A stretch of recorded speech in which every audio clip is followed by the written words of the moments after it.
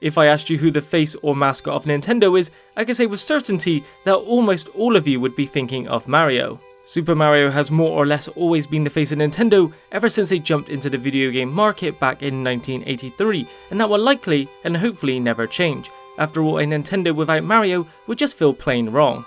If I asked you the same question for who the mascot of Xbox is, again most of you would immediately have Master Chief and the Halo series in mind. The first game, Halo Combat Evolved, launched the very same day Microsoft entered the console wars. Since then it's been its most important series, and with the new Halo Infinite title announced at this year's E3, that's definitely not changing anytime soon. If I however asked you who the face of PlayStation has been over the years, or who currently is the face of the brand, well the answer might not be quite so clear cut, and I expect there would be numerous different responses.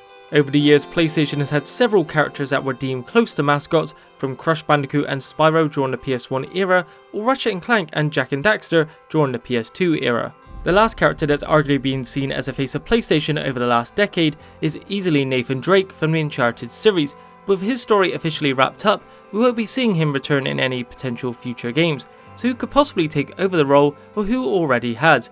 Let's take a look at the possibilities. One of the most obvious candidates would be Aloy from the recent Horizon Zero Dawn that was developed by Guerrilla Games. Horizon was a PlayStation 4 exclusive title and was incredibly well received with a Metacritic of 89, and considering it's such a new IP, has a potentially long sustainable future for numerous sequels on the PlayStation platform. In addition to that, Aloy in some regards is similar to Nathan Drake, a relatable character and adventurer who would be an ideal fit as a mascot, one that could be easily marketed to numerous different age ranges. The only doubts I have is whether Aloy has enough depth to her, or she's become iconic enough yet to be immediately associated with the PlayStation name. Having said that, at the very least the potential is absolutely there.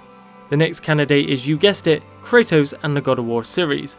God of War has existed since 2005, making it one of PlayStation's longest running and most crucial series to date. As I'm sure most of you are aware by now, God of War received somewhat of a soft reboot with a new title that released only a few months ago, garnering massive critical acclaim with a Metacritic of 94.